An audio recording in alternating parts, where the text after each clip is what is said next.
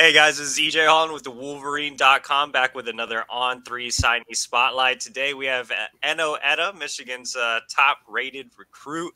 Enow, you got the whole setup, man. Looks like you're a gamer or something. You got all these computers and stuff decked out. Yeah, man. It's Christmas break, so I had to repolish the gaming setup, man. I've been on let's just say I've been using my time wisely, man. I'm using my time wisely. So, what games are you playing? Really a lot of Call of Duty and Madden, a little Fortnite, but yeah. And also I have two monitors because what's it called?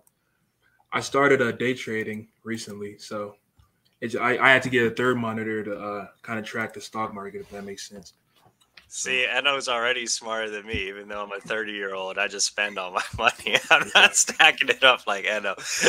But now, man, let's go ahead and dive into Michigan signing. Obviously, it's been a long journey for you. By the time this video airs, you're going to have signed with Michigan. What's that feeling going to be like to finally put pen to paper, especially considering your recruiting process has been a little hectic? I think it's really good that I guess it's all coming to an end, Yeah, like you said, it was kind of crazy, but I think it's finally good that I can have my mind set on, one school. So I really enjoyed, the ride because I think I told you before, but I think it's really good to, set up these connections and, get to meet all these great people, coaches, other recruits. And I think it's a really fun process, but, all the calls and stuff, it started to get annoying at one point. So, I think it's good to finally put the nail in it. Definitely. I know you had some schools come in at the end. Oklahoma, TCU hosted you for visits. LSU stopped by the school. Miami came back into the picture. How crazy was it the last couple of weeks, and why did you decide to go ahead and just stick with Michigan? Yeah, it's been really crazy. Some schools, they're going to recruit you till the pen hits the paper, so it is what it is. I just let them know, where my heart is at and what I plan to do. So, I think it's good. It feels kind of good to be wanted, by a lot of schools, but it gets to the point where you know where you want to go when everyone else is kind of, just like bothering you at this point, which is good. It's good to kind of hear others' perspectives and people try to sell me their schools, but there hasn't really been a school that I feel like offers me more opportunity than Michigan. So what does Michigan offer, in your opinion? Why was it the right place for you? I just feel like if you look at, kind of what they do, especially with D linemen, and really in terms of football, the biggest part for me was development. Because there are a lot of schools that get way more 5 stars and higher rated prospects from Michigan, but one of the first times I talked to Coach Harbaugh, he told me that, they're not necessarily going to chase stars all the time. They're going to chase guys that they feel fit in their system. And I think that's evident, with the past 2 years, with the success we've had. Obviously we have some 5 stars like JJ, Don, Will Johnson, but, there's a lot of other guys that weren't the highest rated guys that, are making it work. And I really like how, we just find the people that are right for us. We fit even like, with the commits, everybody gets along really well. We're all really good friends already, and half of us haven't even met yet. I feel like they're definitely building something special. And then obviously on the educational side, the degree, not a lot of schools in the country can match that, whether people will try to, refute that or not. So I just feel like the opportunity, for my future, there's not a lot of places that offer more than Michigan. Let's go way back to kind of the start of your process with Michigan. How did things kind of come about, and what ultimately led you to Michigan in the summer when you made your commitment? So kind of take me from start to finish, from their recruiting start to you go ahead and giving them a verbal pledge. Yeah, well, I think I talked to Coach Elson first. I actually talked to Coach Oz first, but I think he had left shortly after that to go to the Ravens, I think. And then Coach Elson was actually the one who offered me. And I had always kept in contact with him. But it had kind of fallen off at one point because there was a point where it never really fell off, but it was a point where I was really bought into Michigan State, you know, and I'll admit I was doing some shady stuff. I would be in Michigan group chat saying I'm going to Michigan, and Michigan State group chat saying I'm going to Michigan State. I thought that's how you could build hype. So I was trying to build up the hype. But at the end of the day, I mean, like I said, I really liked the Michigan State staff, and I was really getting close there. But after I had gone on my first Michigan visit, then went back for the second on the OV, I really felt that it was really the right place. So, and like I said, East Lansing is a good place. But once I saw Michigan and saw what they had to offer, and I got to talk to the president of the engineering school, and engineering is something I really want to do in my future. So when I got to talk to him, it was I think that was a really special moment for me, and that was one of the big moments that really brought me into Michigan. So I know the turning point was obviously getting back to Michigan, but something else you mentioned was kind of building hype, getting, all that cloud and stuff, especially in the NIL era. That seems to be something that a lot of recruits are doing. Yeah, the infamous EJ Holland screenshot and stuff. But now, as we've kind of gotten deeper into the process, despite having all these other schools come back in it, you haven't really been too big of a social media guy. Why did you make the shift to staying a little bit more quiet as opposed to doing some of the things you were doing? I mean, I had a lot of people in my ear, like the screenshot you're talking about. Like, people were telling me, like, "Oh, EJ Holland is leaking all your stuff," and I was like, "What, man?" So after that, I realized like it was in my best interest to do what the opposite of what I was doing, and instead of just like trying to build hype and tell people stuff, I would just really tell nobody stuff except for like my close friend commits like Cole and those guys and Collins. I'm not really a big social media guy. And I really only started that because, my friends at school told me like, yo, you're a 4-star, but you never post, you never do none of that. Like, you need to build your, so I thought, and then like you said, in the new age, with coming NIL, I was like, yeah, I thought it would be good to start posts, but I'm not really the biggest social media guy. I try to let, my results on the field and, my actual relationships define me rather than what you see on Instagram. And especially now with me going to college soon, I'd rather be known for, my progress on the field than, anything else. So I'm just not really the biggest media guy. So at one point I tried to force it, but at one point it was just like, it was just getting lame at that point. Like people were just leaking stuff out of context and doing all this goofy stuff. And I was like, you know what, this is just kind of lame. So, but it is what it is. I'll be on there every once in a while to, support my guys, retweet Michigan guys stuff. But I don't really see the point in, wasting my time on there. So. Just to clear the air one last time, I did not leak anything in regards to Enow. That was quite the ride, man. But like you said, NIL has changed things a lot. You've seen that throughout the process in your own recruitment. You've seen that from your friends' recruitment. What do you think about just NIL in general when it comes to the recruiting landscape? It's tough, man. I've talked to some guys. And I've heard some of the deals some of these guys get, man, and I'm like, oh my goodness, man, and it's really tough to stay true to yourself.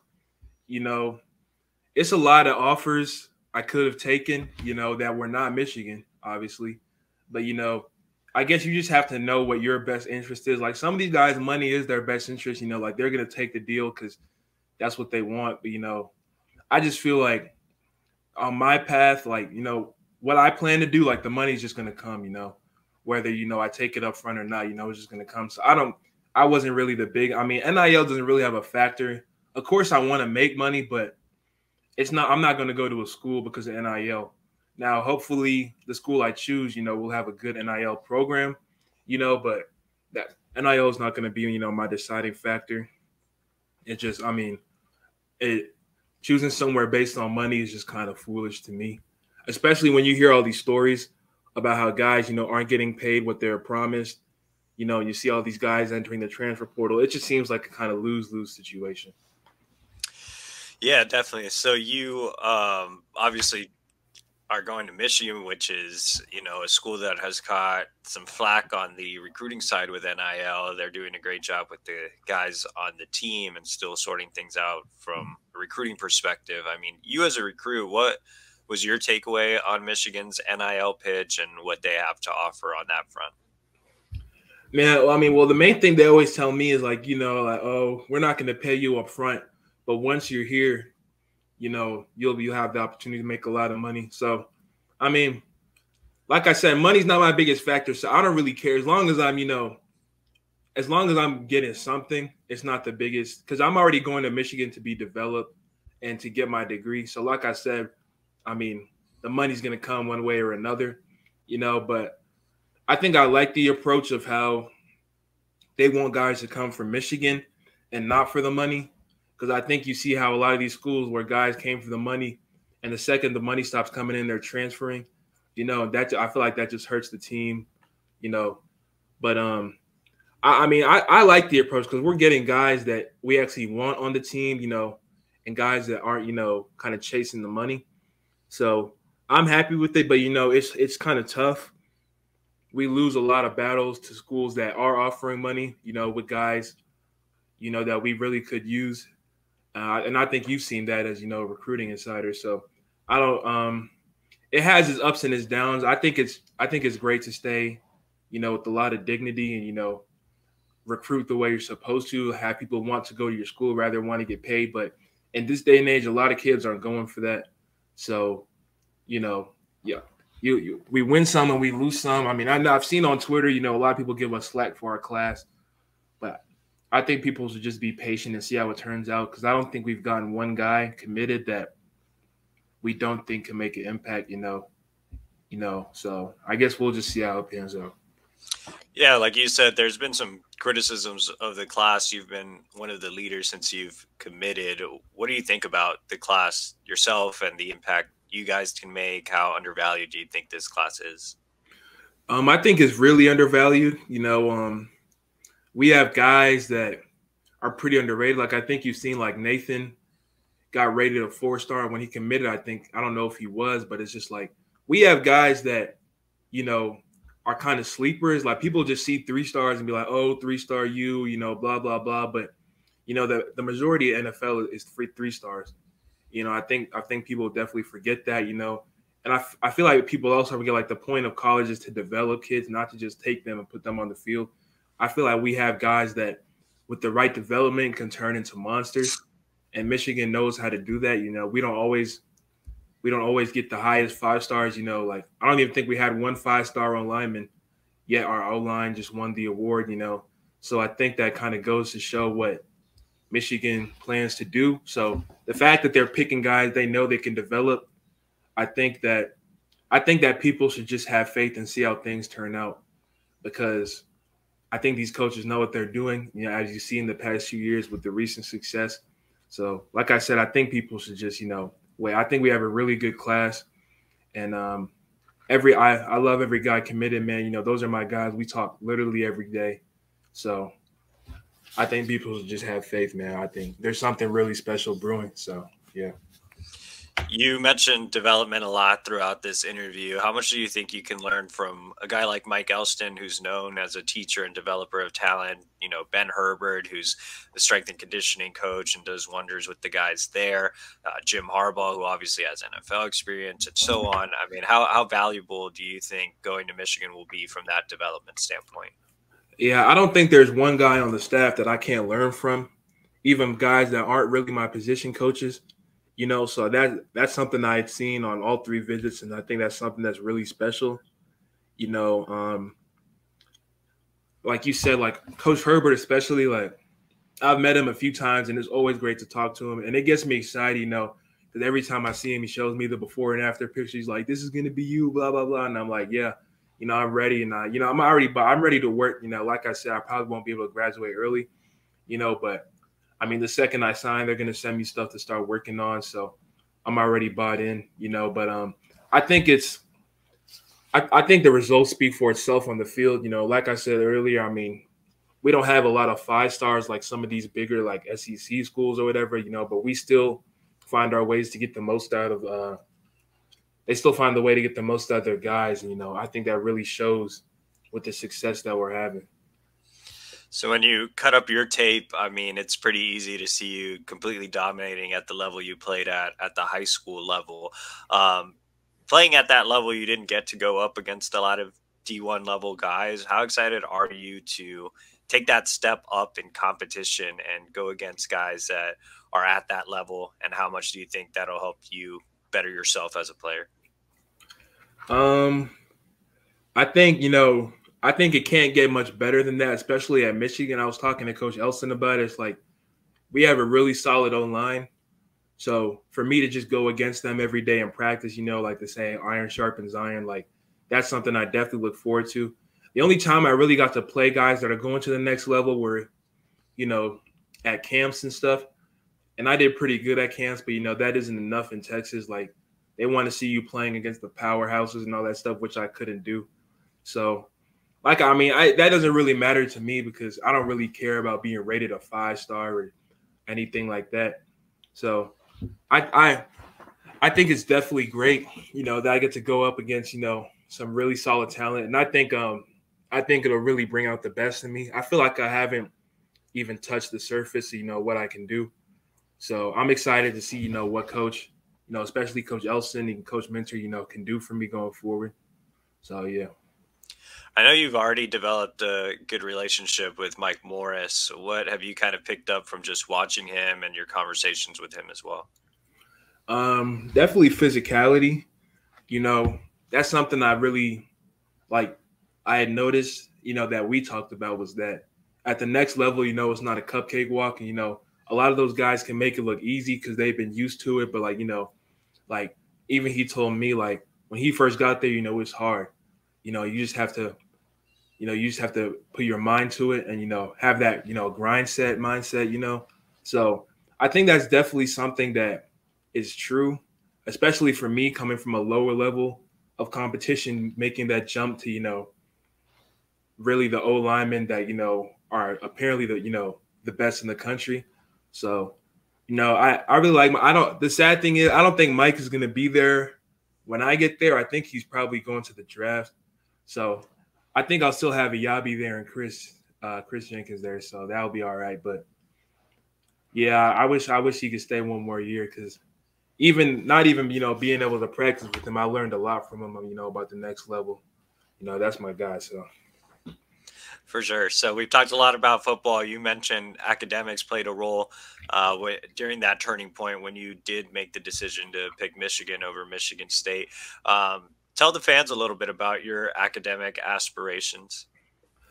Well, I definitely, like I said, I definitely want to take up some form of engineering or computer science.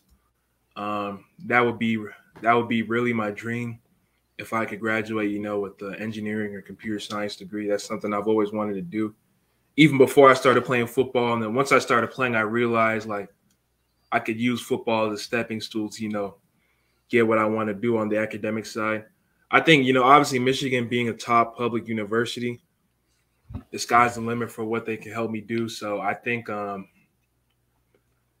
really excited. I know it's not going to be easy. A lot of people say college is easy. And a lot of people say it's hard. So I don't know, but whatever it is, I'm prepared for it. I really want to, I feel like computers are the future. So whatever technology related, I just want to do because I feel like you can't go wrong with that, especially in the times we're approaching. So yeah, that's something in terms of academics, that's something I definitely want to do. Where do you see maybe the program and you as a player, student in about 3 years by the time you're kind of heading into your junior year? That's hard to say. I don't know because I don't know. I would want to say, I don't know. Yeah, maybe I would say in the same spot, if not higher, because I feel like the only way up from where we are is obviously like national contenders. So I can see us making the playoffs a lot, if not every year, with what Coach Harbaugh has going on.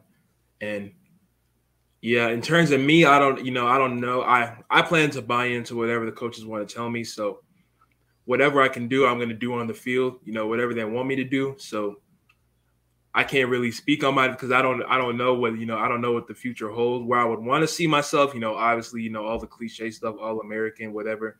I think I'm definitely capable of doing it. I just want to see, kind of where I would also want to see where I am. I can't tell you where I would be, but as a team, I think we're getting the guys, that I feel like we should be in the playoffs every year. I feel like we just have that team and we have that development and we have those guys with the mindset. We have that brotherhood where I don't think we're gonna let each other down. And I think we should definitely be in the playoffs every year, if not contenders. Just a couple more questions. NO1 is, this recruiting process, like we talked about earlier, was a really long journey for you.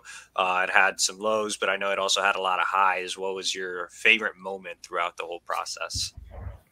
Um, I think my favorite moment was really getting to meet people and make connections because that's one thing I feel like people don't talk about a lot. But in this day and age, one day a coach could be in college and the next he could be in the NFL. So my dad always tells me it's important to know, as a man and a businessman, but as a man, to never burn bridges because you never know when that coach you were really cool with during the recruiting process goes to the NFL, you know, and that's a connection that could get you to the next level. So I think it's just meeting all the new people, whether it be coaches, recruits, just different families. I think that's really nice because I'm not really a social person, but it actually is kind of cool to me to just meet all these people with different stories and different backgrounds. Because at the end of the day, everybody has a different why, about why they're playing football. So I think it's kind of cool to hear those stories and see how far guys have come. So yeah. Last question for you. What should Michigan fans know about you away from the field? We already know you're a stock trader, gamer. What else do you do outside of football? Well, as you can see, I'm really trying to work on the piano. So hopefully my goal, I was thinking about it yesterday, is hopefully by the time I graduate, I can I can be like really, really good, like play in front of stadiums really good. I hope my main thing is going to be time management, with college football and academics. I don't know how I'm going to find time, but I'm going to definitely find time. I don't know if they'll have something, that I can take up at Michigan, like some channel lesson or something. I hope so because I really like it. I'm trying to learn. I feel like it's really good to be as good at least one instrument, at least for me, because that's a good pastime for me. And that's just something, I would like to set my mind to, but I think, the fans know everything they need to know. Other than, I'm just going to work hard and, do everything I can to help the team. We're working hard right now, shout out, guys like Cam Calhoun, we're all out here trying to, build the class and get as many guys as we can, to try to buy into the vision of what, Coach Harbaugh is selling and, what Michigan can do for you. So, I would say just be patient. Like I said, we got some big news on the way. Um, you know, we're trying to get some guys that will shake things up. So I would say just be patient. I know everyone's talking about 3-star you, this and that, but I think I feel like a lot of people's heads will turn soon. But I'm not gonna say too much on that. You'll just have to see. Nice, Anna. We appreciate it, man. We are gonna have to get you to play the piano, do some live streaming, play Runaway for me, see if you Oh can. yeah, for sure. Yeah, that's one of the songs I was actually looking at learning. So I'll let you know when I finish that. Yeah, we need a live stream of Eno playing Kanye's Runaway. But appreciate it as always. I know it's been great to get to know you throughout the process. Man, it's definitely been a fun journey. You recruits like Eno make things fun for sure. So appreciate it. Thank you. Yes, sir.